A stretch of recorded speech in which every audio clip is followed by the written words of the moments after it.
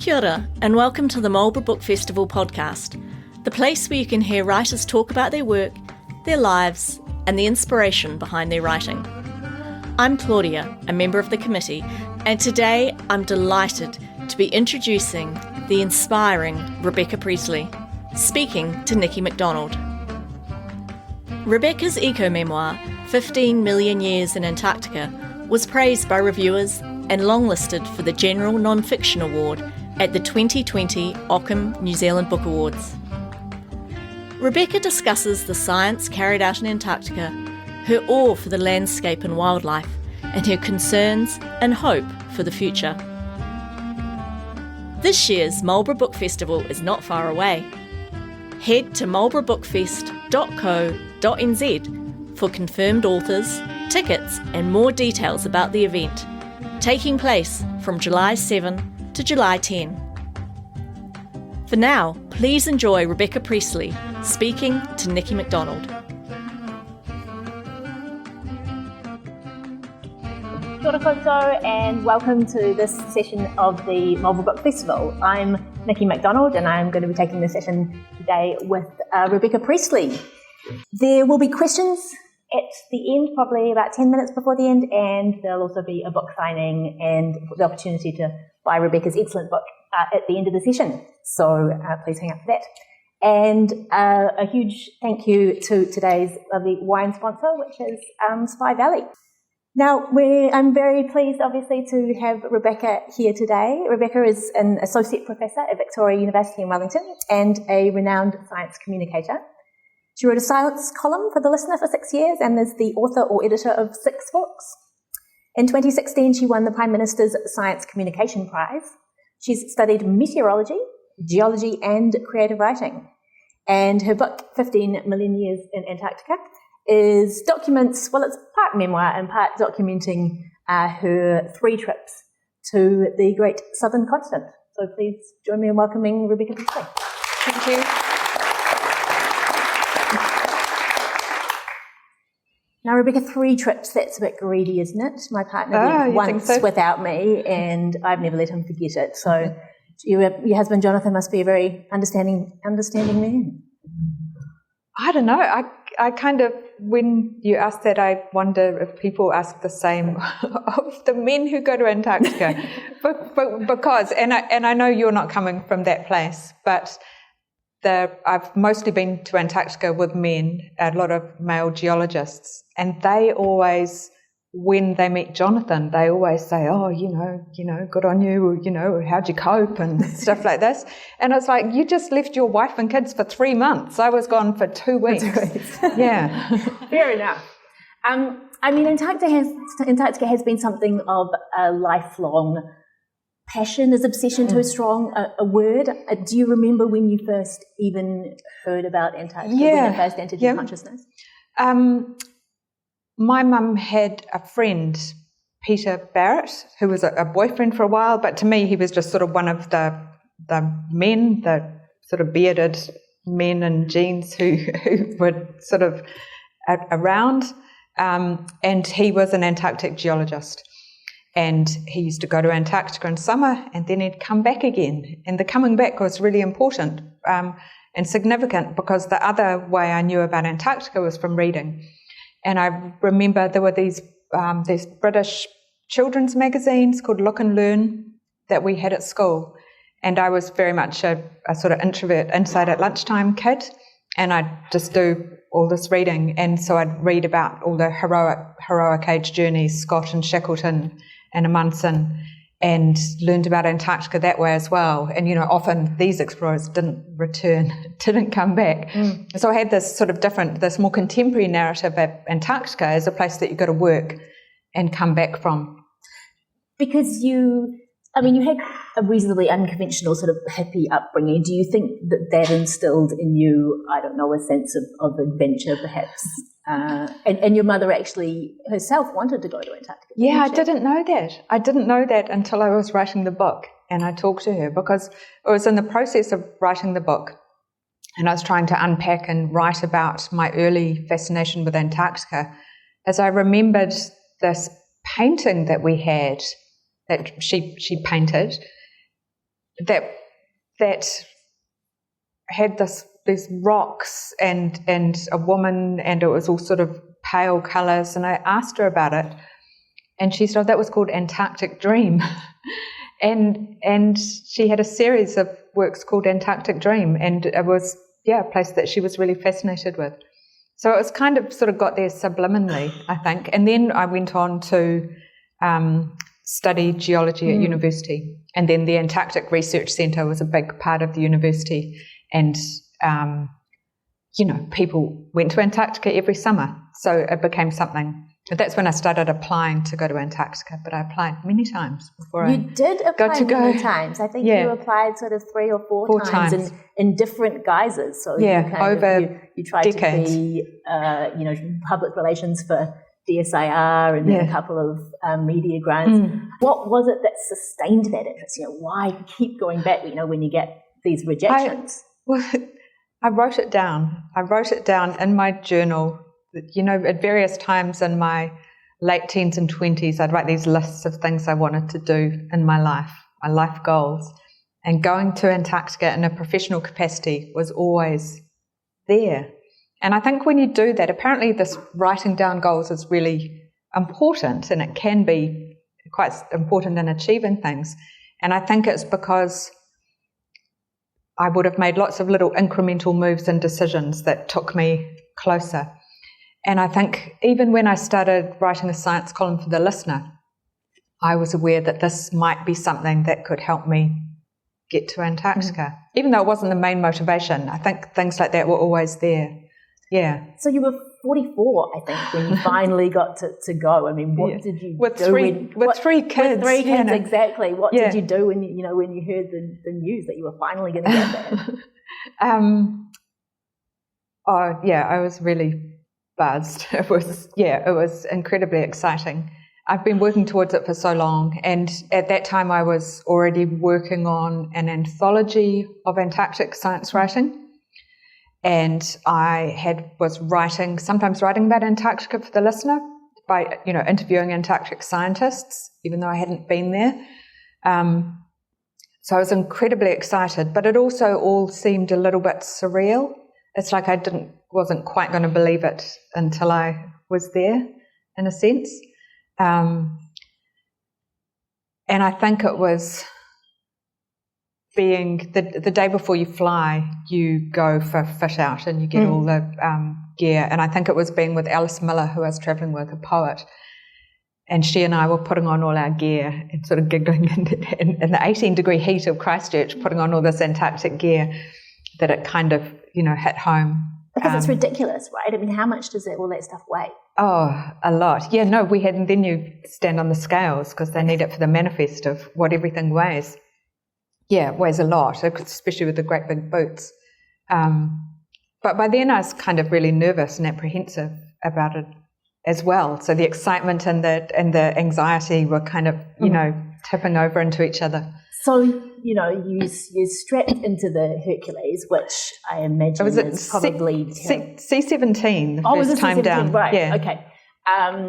So you're strapped in, it's this kind of military aircraft. It's not exactly set up as a lovely, cushy airliner. Is it at that moment that you remember that you're scared of flying?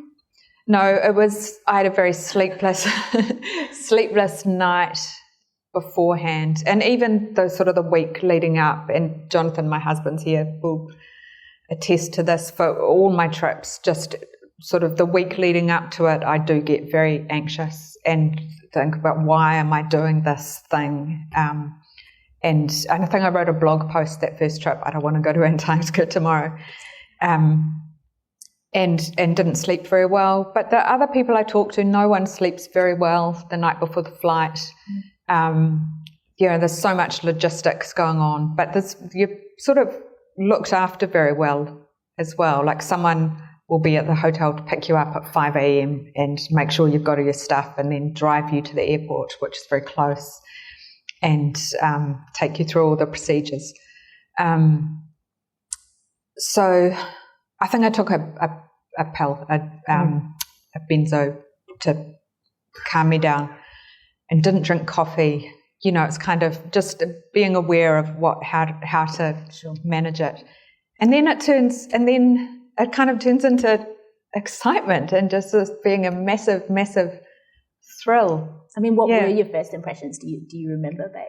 Yeah, well, the first thing was flying down. So first time we're in a C-17, which is a great big cargo plane, US Air Force, like these seem to be teenagers crewing it. And there are only a couple of windows up front. So we were in actual normal seats. They'd put some rows of seats in for us. And behind us was a van and a helicopter rotor and all these slabs of cargo. And people, you could get out of your seats and go and look through this little round window. And about a couple of hours in, you could just see ocean. And then you could see a few icebergs in the water. And then a little bit further on, you start to see the sea ice. You come across the extent of the sea ice. And then out of the right-hand window, there's the continent. So you're flying down into McMurdo Sound, which is quite a big, over moor ocean. But on your right is the continent and the polar plateau.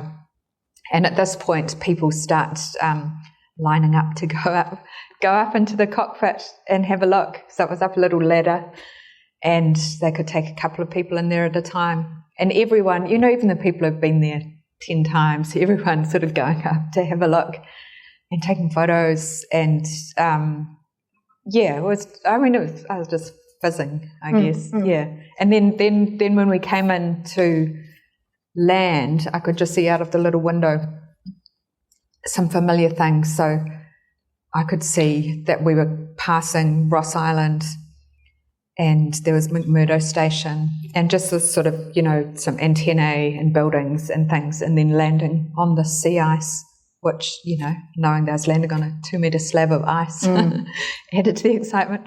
But I think I cried. It was because it had been part of my consciousness for so long. This place existed so much in my imagination, and then here were all these touch points. So yeah. So when you stepped out of the plane, was it what you had imagined? Well, it's just big, huge. Like my face was hurting so much from smiling, but everyone was the same, and the brightness. It was so light. It was a beautiful sunny day. There's ice, and then there's mostly the plane was full of Americans, and they all went to get on one transport. They're all wearing red jackets, and the New Zealanders are wearing orange and black, and there are only 4 of us.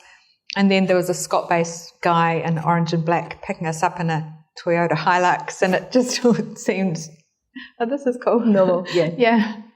I mean, your field guide said, I think that, when you get back, obviously, people always ask, what's Antarctica like? Yeah. And his stock answer was big, white, cold, awesome, which I thought was great. Yeah. I mean, what do you say when people ask you? I usually say that. Yeah. I mean, it's such a, and I wrote a bit about it. It's a place that it's hard to find the adjectives to describe it because it's not, and then it's hard to find metaphors because it's not like anything else.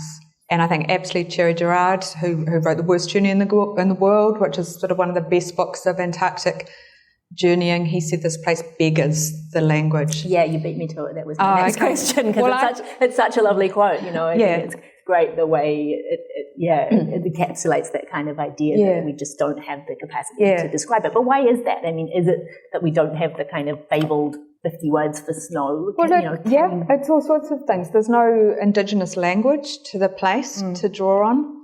And everything is, you just come into these superlatives. It's the windiest, the coldest, the driest, it's the everythingest, so it's really hard to place it. And I find, like, I was journaling and taking notes and in a monologue going on the whole time, and it was really sweary in a monologue. I've just found I was resorting to these swear words to kind of express what I was seeing and what I was feeling.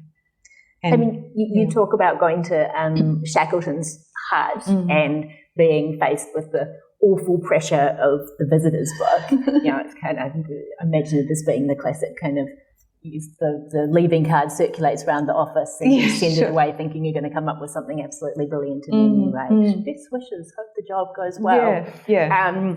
I mean, Bill Manhire actually, at this festival read out the lovely poem that he wrote about that, which was basically just kind of found items from journals. Wow, awesome.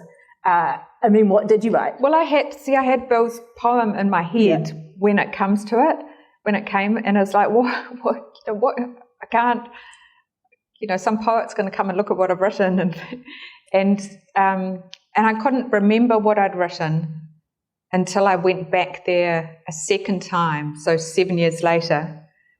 Oh no, it wasn't then. Sorry, the book by now was in the archives at the Antarctic Heritage Trust, and so I was able to look back at the time that I went, and I thought, what did Alice say? What did she write? And I've looked, and she signed her name, and Alice the poet. She didn't write anything. Yeah, and that was fantastic. Right? The poet, and she couldn't bring herself to. She couldn't find any words. Yeah, and then I looked back what I'd written, and I wrote, "Wow." Well, you're in good company, obviously. I mean, you did a PhD in the history and philosophy of science. I mean, what was it like being in that hut? Where you literally have kind of science and history frozen in time.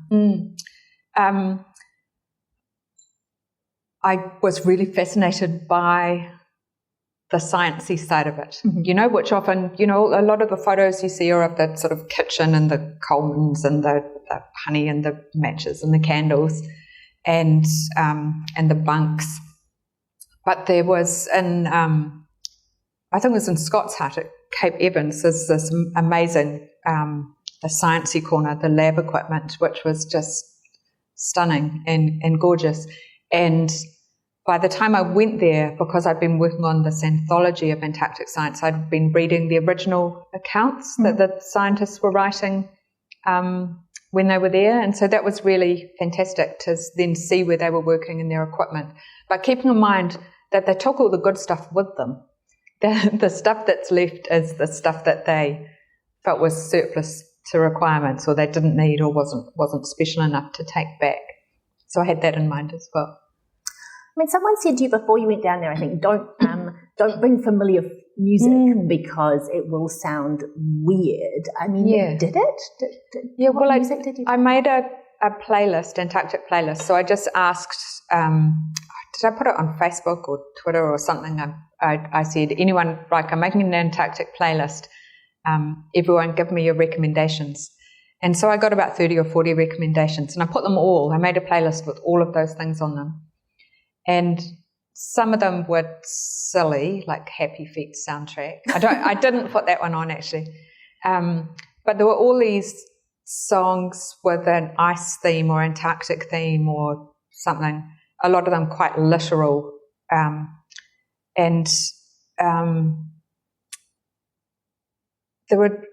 listened to it while I was there, and there were just two tracks that just worked, and one was called Holocene by Bon Iver, and there were some lines in it, I can see for miles and miles, and jagged vacants thick with ice, and I can see for miles and miles and miles, and just that's quite a moody track. And then also something by Sigur Rós, who are from Iceland. Oh yeah. And it's called, is it glossolalia? Anyway, it's nonsense words. It's a made-up language. So, but there's something about, and there's the beat of it is like a trudge, trudge, trudge, trudge, and it just sounded like footsteps in snow. So I just listened to those tracks over and over again. And when I was writing the book, I listened to that music. And when I went back the second and third time, I just listened to those things and nothing else.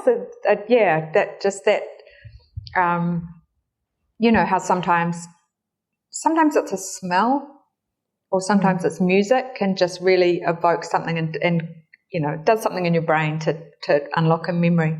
So, were there other everyday experiences that were transformed, I suppose, by being in an alien environment? Were there other normal things that felt abnormal? In a way, everything. Just the thing of going outside became a big thing. You know, here, even when it's a shitty day and it's really cold, you can still just go outside, pajamas, take the rubbish out even though it's freezing cold, because then I can go back inside and have a shower. You know, going outside is a significant thing to do.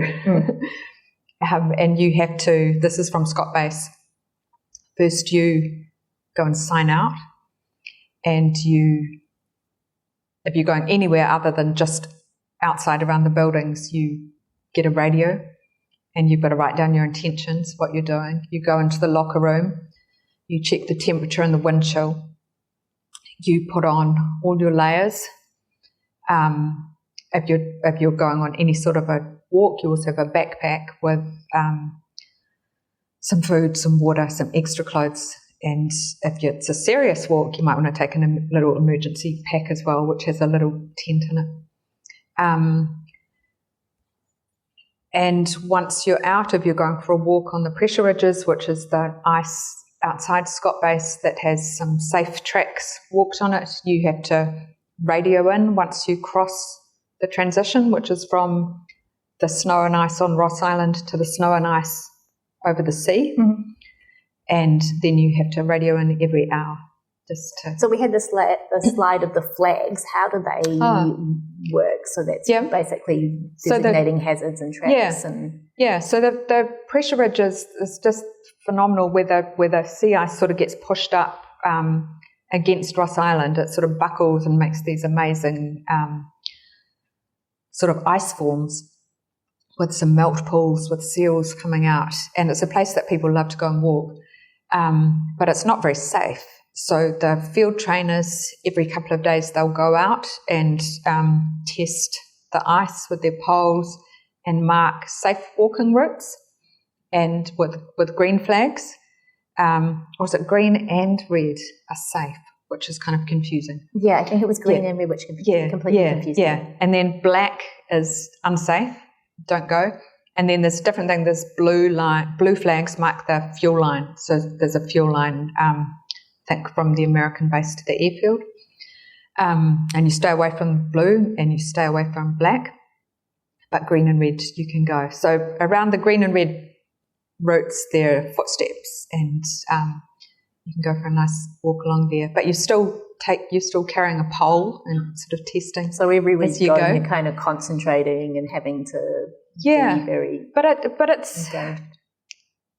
It makes you incredibly aware of your surroundings. It's kind of an enforced mindfulness, which is a word I probably wouldn't have even known back then 10 years ago with my first trip.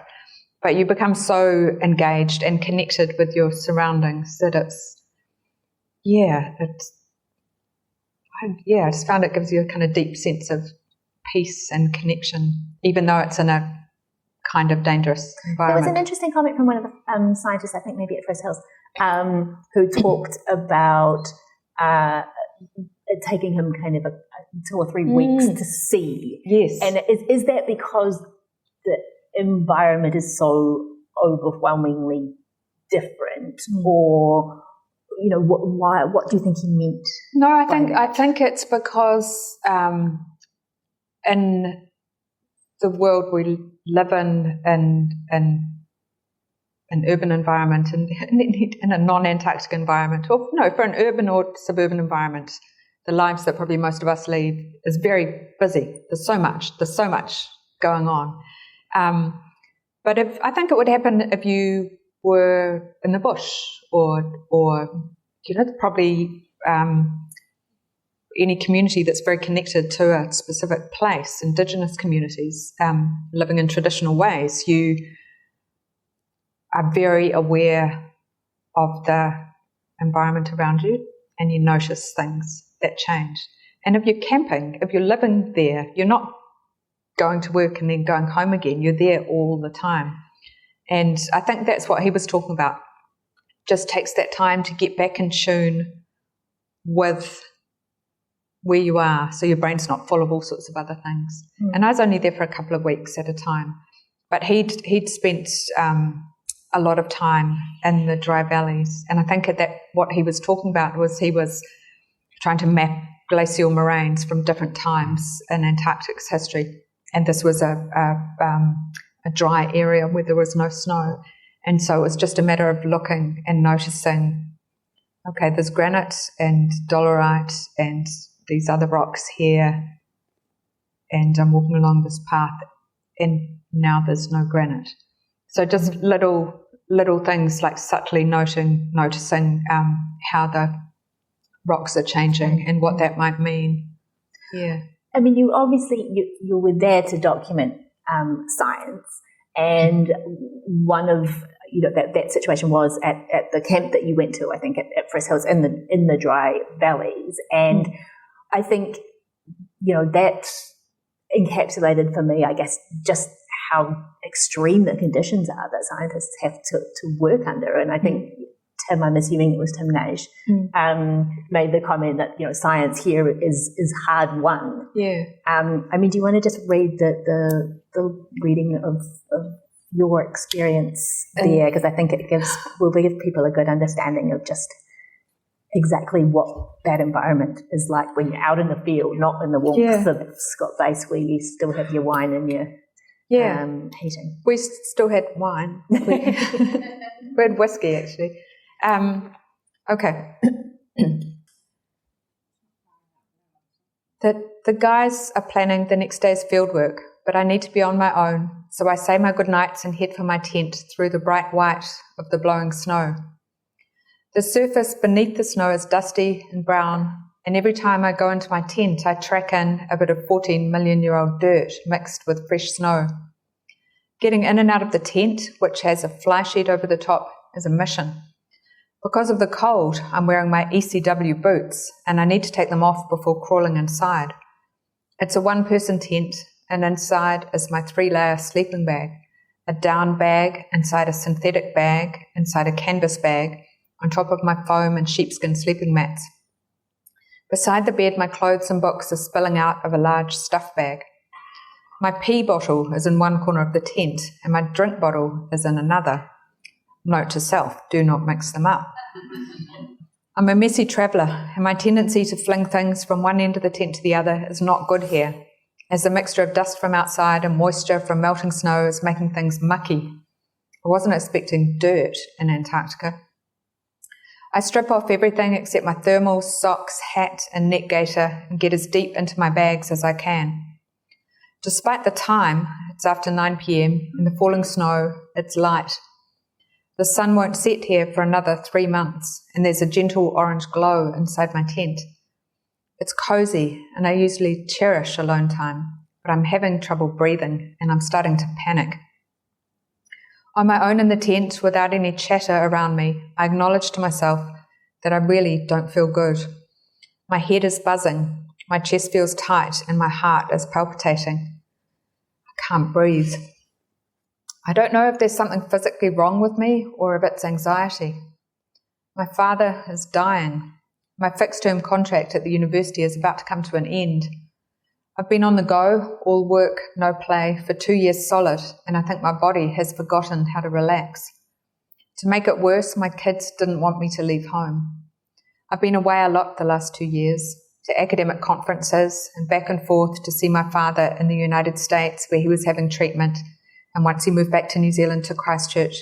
And at some level I feel selfish and bad for being away again. What the fuck am I doing here? I take stock. I'm alone in a small orange and grey tent on an ice-free plateau in the Dry Valleys region of Antarctica. It's minus 20 degrees, and there's a light snow falling, making a gentle pittering sound like someone is throwing small handfuls of sand at my tent. Nearby in the Polar Haven tent, the geologists are gathered around the stove, chatting and having one last drink before bedtime. The guys in the Polar Haven are my friends. I trust them and like them, but I'm too ashamed to reveal how on edge I feel. I'm so privileged to be here, but I'm feeling trapped. There's no warm inside I can escape to. If I'm sick, there's no chance for medevac, as the helicopters can't fly in a blizzard. Some people do lose it up here in the dry valleys. It's the cold climate version of going tropo. The other night, Tim told a story about a team camped in a nearby valley, radioing in with a send more Valium request. Instead of sending more Valium, they sent a helicopter to remove the afflicted young scientist. I have a small vial of diazepam, a benzodiazepine similar to Valium, but in this unfamiliar situation, I'm too anxious to take it.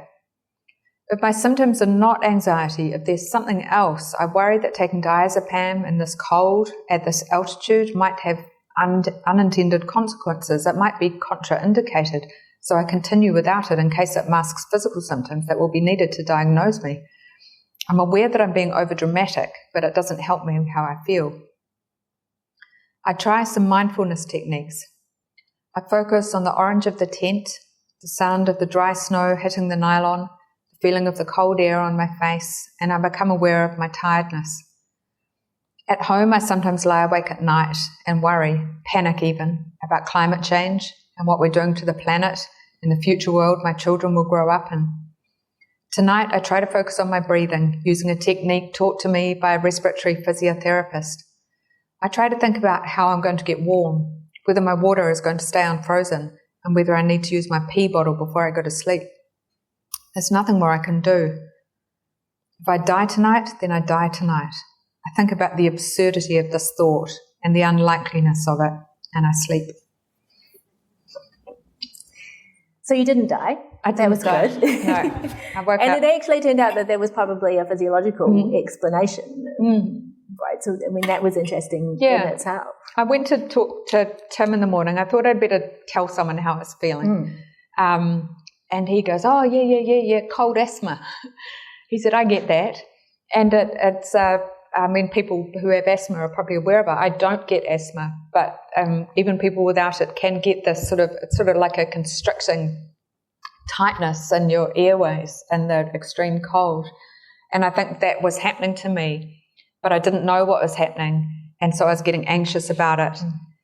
And it was kind of, turning into a bit of a loop. And also I wasn't eating enough. So another colleague I was there with, I started getting slow and sluggish and very just caught up in my head.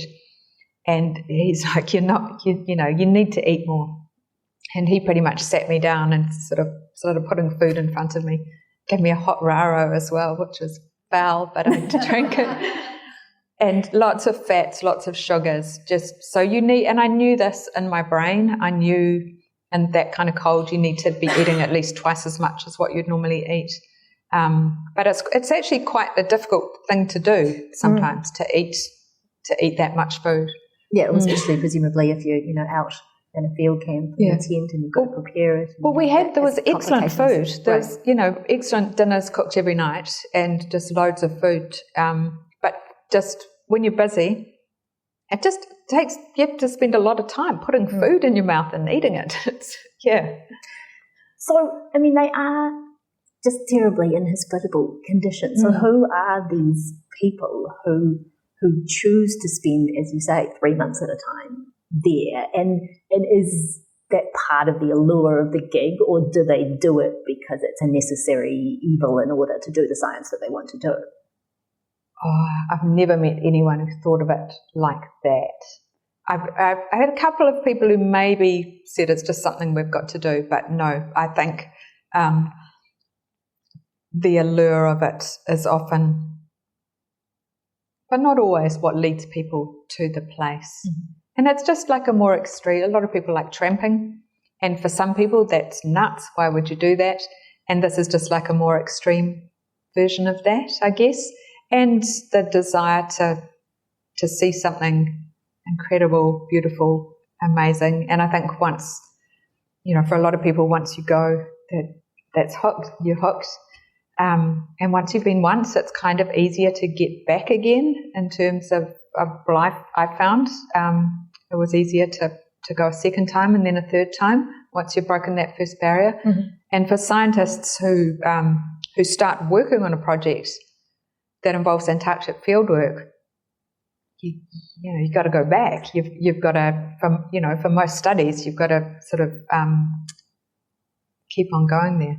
So, I mean, in terms of the science that you did encounter during those kind of 3 trips, what stands out for you? What was particularly captivating?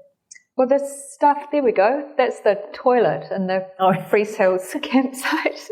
Where you got busted. Yeah, the rock behind is for privacy. Yeah. So, so Priest Hills really was incredible. So I was there with a team of geologists and paleoclimatologists, and what they were doing was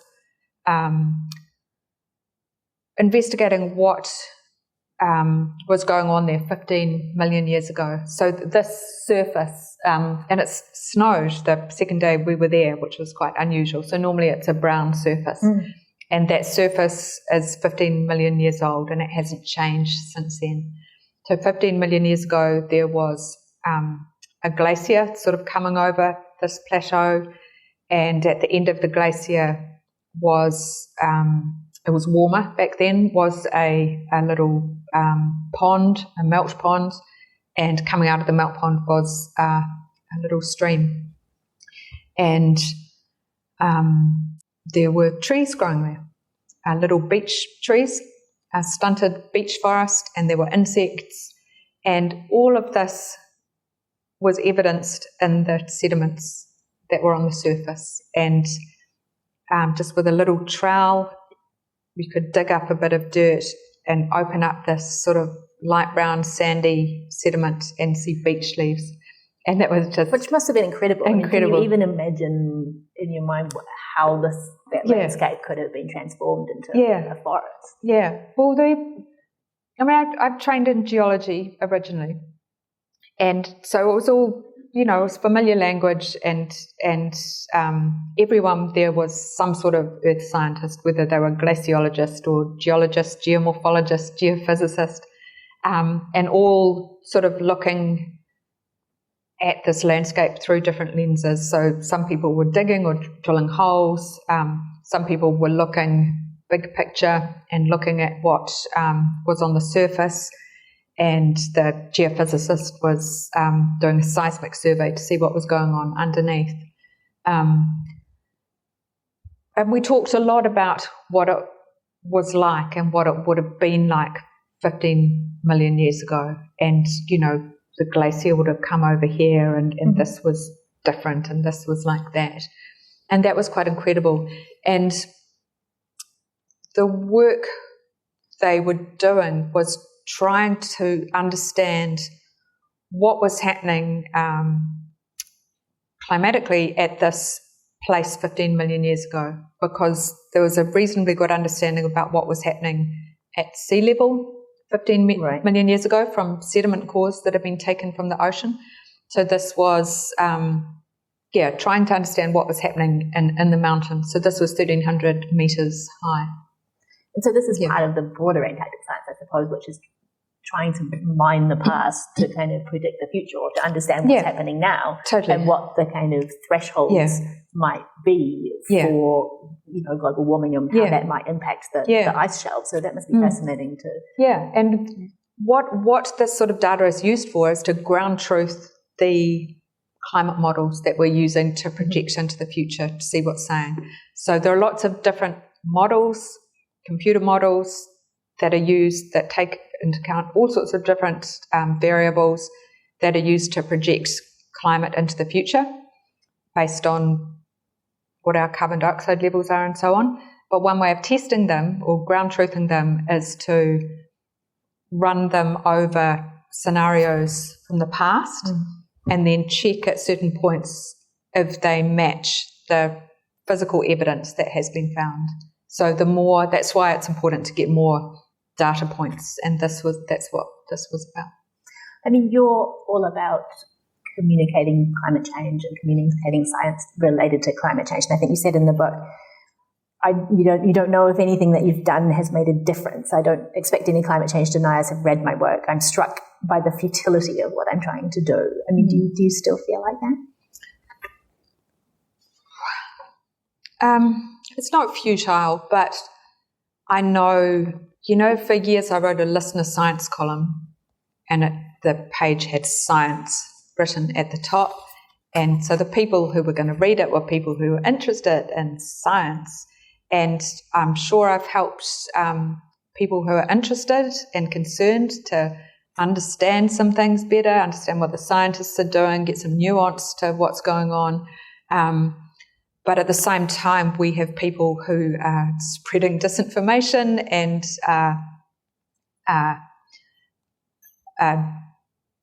arguing against taking action on climate change. And while in one sense the majority of us who are making changes and taking it seriously and doing things, we're moving on. But, that group is, even though they might be a minority, they're kind of getting more entrenched and caught up in all sorts of other nonsense too. So that's frustrating. But I also thought that perhaps by writing a book that was about Antarctica rather than climate change and all the things you need to know about it might perhaps get some other have you sorts had of much readers. feedback from the book in terms of, I guess, who is reading it and impact? Well, no, the thing that did make an impact is the thing that I was doing on my second and third trips. I was there with a geologist called Cliff Atkins, who's a colleague at Victoria University. He's a geologist. And we were filming lectures for an online course. And we taught the course through our university, but we also put it online as a MOOC with the edX platform. And we've had about 10,000 people take that online course with our video lectures. And my lectures were about Antarctic history and culture, and Cliff's were geology and paleoclimate, when he presents all this evidence for what it used to be like in the past and what's happening now and what's going to happen in the future and what we understand. And our students, they took part in discussion forums and wrote comments and surveys at the end of each module. And we had a lot of American students, and some of them talked about having their mind changed about climate change now that they understood. Yeah, Awesome. Well, which was really satisfying, but it also made me think, well, what sort of shit information have you been exposed to for this to be new enough to change your mind? There was nothing new or revelatory about what he was saying. He was just communicating it really well, but it's all, established, known stuff. I mean, you trained in geology and decided not to progress with that and went down the kind of writing and communications line instead. Do you ever think, where could you have had the greater impact? Oh, definitely, yeah. And I think part of my fascination with scientists and hanging out with scientists and doing all this science-adjacent stuff is a kind of, that's a path that could have been me. And I do sort of think about why I moved away from it. And I think, when I did geology, I was in the late 1980s, there was no women academics in the whole research school of earth science. It was all men, all the geologists, the geomorphologists, the geographers, the geophysicists. Every single one was male, and it was like no one even commented on it. That's just bloke stuff. And I was one of 3 women out of 25 or 27 in our graduating class. And to go on to postgrad, things narrowed down even more. And I think, just kind of had enough I love the science. And, I wanted to earn money and I wanted to have a slightly more glamorous life than gumboots and swannies. But I also think the culture, I'd had enough of that very narrow culture. And I think it's different today. There are I think equal numbers of male, female in the department, and postgrads I think is dominated by women. And there are, things not so great higher up, but it is a different culture. Yeah. I mean, I think you've talked a little bit about anxiety, but also climate-related anxiety. You've got 3 kids, I think. I mean, how are you feeling about how the future is looking for their generation? I'm optimistic and hopeful. I think partly because how else do you live? You know, how you have to be positive and hopeful, because that's what we need in order to take action and make changes. Otherwise, just whatever, go get drunk. And I think partly from writing for the listener and other media, and then now as an academic at looking at media coverage, and I've been working a lot on sea level rise, and we looked at some media coverage of sea level rise, not just in New Zealand, but there's so much catastrophic stuff out there. So a new paper comes out and the media goes for the headline, there could be 5 meters of sea level rise by 2100, catastrophic ice sheet collapse, catastrophe, disaster, all the apocalypse. And those sorts of things, they freak people out. It doesn't usually make people take action because it's so overwhelming and hard to comprehend. But often in the same paper, the same academic article that media are getting this out of and talking about, it also says if we can keep our temperature rise this century below 2 degrees, we should be able to save the Antarctic ice sheet. We won't experience this catastrophic sea level rise. So why not lead with that? Why not say, okay, look, we've got a chance. This is what we need to do, and we can do it, rather than there's a chance everything will all go to shit and there'll be a catastrophe. So it's kind of focusing on the positive side of things and the chance we have. We're not heading down the worst case scenario, the RCP 8.5. That's already not likely to happen, but we're also not quite heading for reaching our Paris Agreement targets each. We need to work harder at that. You said you were hopeful when Jacinda Ardern was elected. I mean, do you think that she has delivered?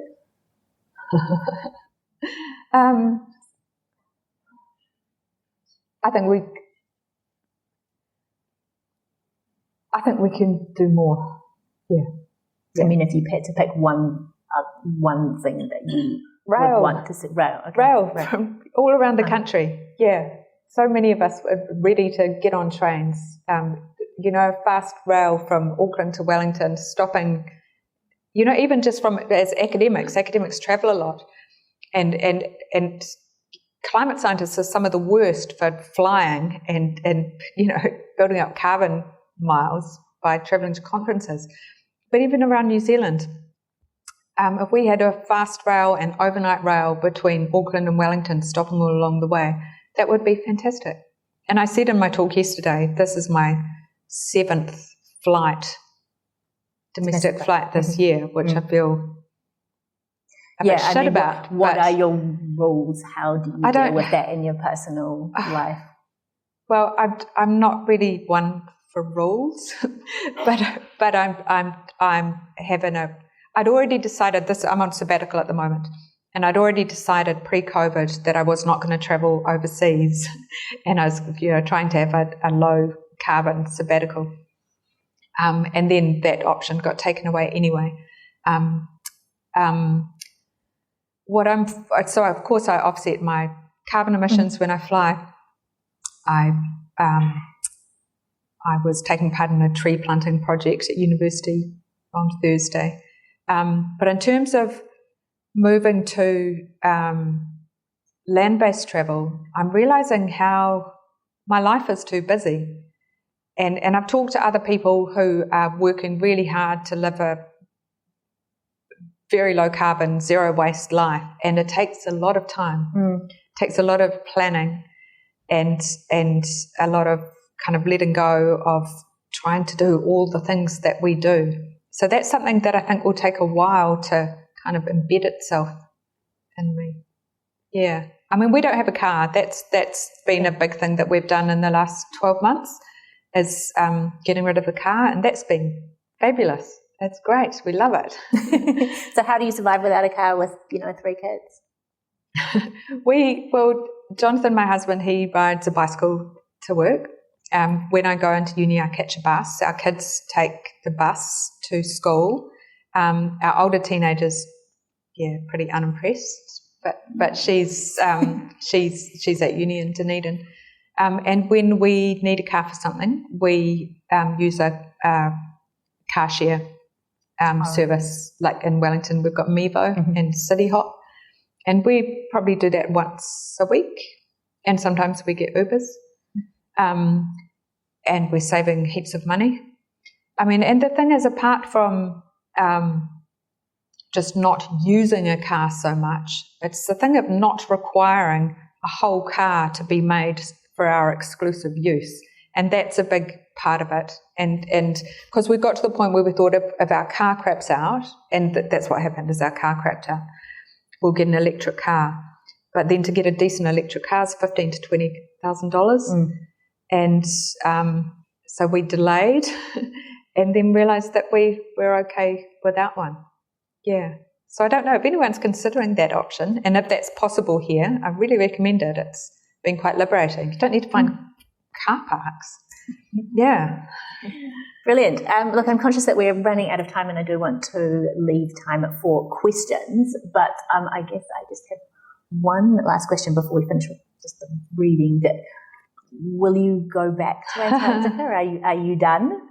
Well, that is something that I addressed in the book, and I guess by my third trip, I already had most of the book written, and I knew that this third trip was writing the sort of end bit of the book. So I had a sense of the narrative coming, something about 3 trips and the narrative arc of it. So that had kind of, it felt like a conclusion. At the moment, I don't feel any need or desire to go back. If at some stage in the future there's a reason for me to go back that I can feel some justification for, I might, but at the moment I'm thinking no. And I'm really enjoying spending more time in Aotearoa, adventuring here. And I really want to do stuff with my family. And you can't do that in Antarctica. So the rest of my family are a bit more indoorsy than me, so it's a matter of trying to convince them. But yeah, I'd really like to have adventures with my kids and my husband. Nice. Well, I think we're just going to finish with a short reading, which comes from your first trip, I think. The end of your first trip. Yeah, so this is the trip that I was with Alice the poet. We were due to fly out at 4 a.m. the next day, so we started day 7 by packing our bags and doing bag drag. At Scott Base, our bags were weighed, then driven over to McMurdo for the flight home, but it was gently snowing. You can check out, but you might never leave, Matt warned us. Before we left, Alice and I wanted one last walk on the pressure ridges. Oh, there they are. We put on our jacket and boots, took a radio and poles, and crossed the transition in front of Scott Base. We started following the flagged route, taking the same path, but without even needing to discuss it, walking separately. Close enough to be able to find each other in a sudden whiteout, but far away enough to have the sense of being alone. A light snow was falling, but we could still see Minnabluff in the distance. Even so, all definition had gone. The ice was white, the falling snow was white, and I lost my sense of where the ground was. The dusting of snow had obliterated all footprints from the last few days. As I went on, the cloud dropped lower, and I was suspended in whiteness. If I looked down, I could see my boots and my pole, but I'd ceased to be in a place. My only reference points were the sound of flags flapping and the distant beeping of a reversing truck. I stopped for a few breaths, then took some cautious steps forward until I could make out a line of red flags, gently whipped by the wind. A skua glided close by, checking if I was edible. I was wearing a pink hat, and I hoped he didn't mistake it for the seal placenta that skua is so fond of. The radio buzzed as a field party and one of the Haglins called by. Scott Base, this is H3, over. I stopped by a melt pool. The turquoise pool and the dark cyan of a near-vertical slab of ice beside it seemed obnoxious with colour. And more red flags. Without the flags, there was no scale. Without the flags, I'd be seeing ice mountains, deep ravines, wide blue lakes. I walked down a slope and found myself lost in a deep ice valley. I followed the flags up over a rise. There was Alice, notebook in hand. Like me, she was staring out at the red flags, the white snow, the endless plain, Antarctica. The beauty of it. I shed tears again for Antarctica. The pleasure and warmness of new friends. I cried for something I could never really possess, a fleeting experience that I could never hope to replicate. My sunglasses fogged and Antarctica was gone. Goodness.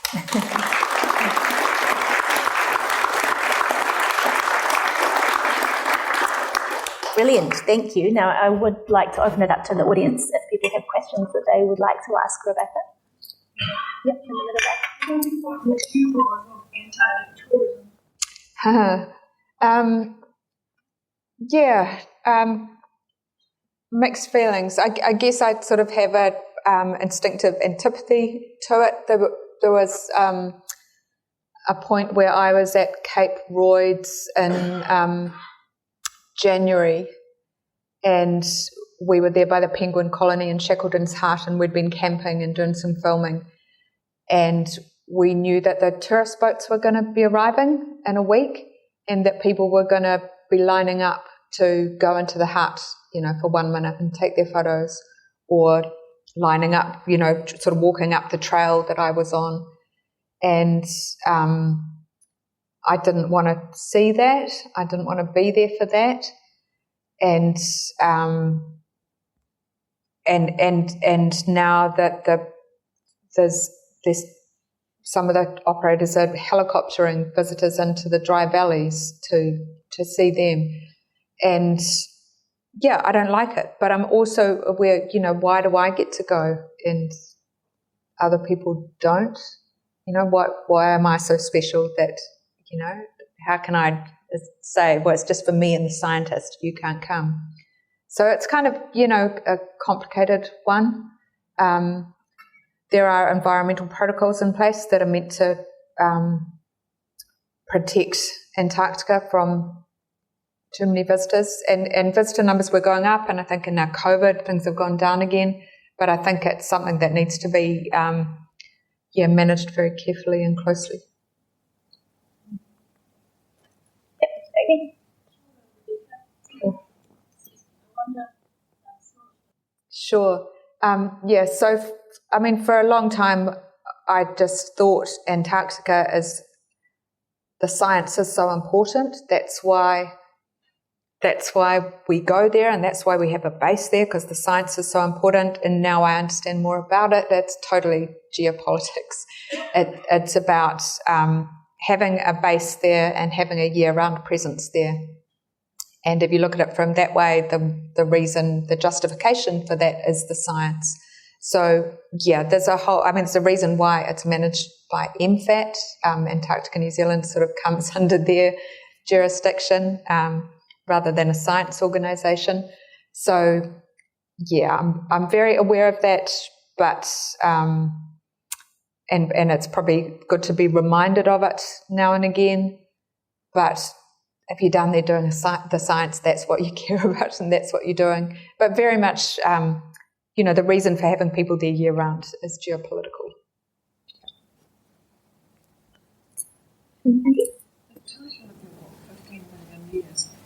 Why 15 as opposed to 20? Because that, as you said, hasn't changed in all that time. What's the significance? It was just, I did play around with some different numbers, and it was really the place that we were camped at in Freese Hills. That place, that landscape hadn't changed in 15 million years. So it was 15 million years ago was the last time anything happened there. And the landscape there has been preserved unchanged, they think, for 15 million years. So I picked that number and it sounded nice. Yeah. You said that there was beach forest? Yes. So does that mean it was a lot warmer then? Yes, it was. And 15 million years ago, it was about 20 degrees warmer. than it is today. It was up to 8 degrees. Yeah. So this was a warm period that was part of the Earth's natural cycle of warming and cooling, which is different from what's happening now, which is a human-induced warming, but still heading in the same direction. So it's looking at those times in the past where the planet has for natural variability reasons been a lot warmer, gives us an idea about what's likely to happen as our planet warms this time, which is happening because of human activity.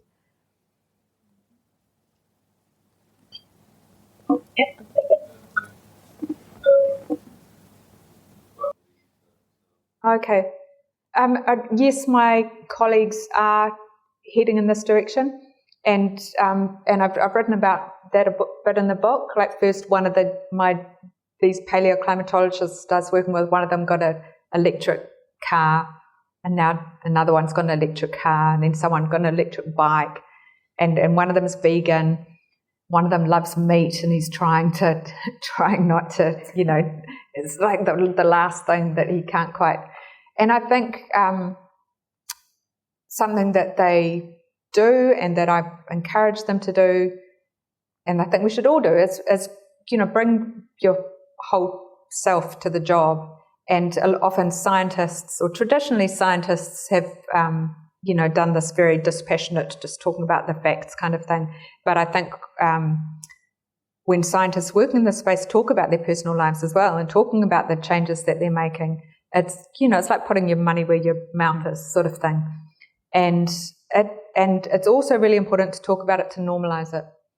Like I know that the university is a very a liberal, Wellington University liberal microculture. But we go out and we speak in communities, and with writers' festivals and community groups and in schools, and we talk about these things. And there's a lot of people, I liked the carbon conservative, that's a good way of talking about it. There's a lot of people doing so much more. There are zero waste campaigners and the zero carbon movement. And I think just, we should all be talking about it. We should all be talking about it, and about how, normalising the sort of new behaviours that we have, because it's when you normalise things that more people get on board. It's like, oh, everyone rides their bike to work now. Oh, better stop taking my car. That's uncool. So it's not about shaming other people, but normalising it. We don't have a car. It's great. It's cool. We haven't regretted it for a minute. It was easy. Sorry,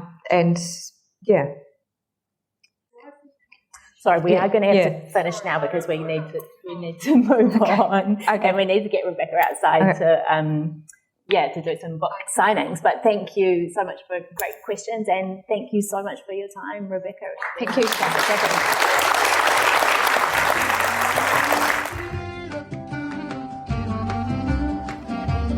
That was Rebecca Priestley speaking to Nikki MacDonald at the 2021 Marlborough Book Festival. A big thanks to all the writers who have supported the festival, as well as the audiences that attended in person or listened online. If you'd like to learn more about this year's event, head over to marlboroughbookfest.co.nz. And if you've enjoyed this podcast, please do recommend it to friends and family. Thanks for listening.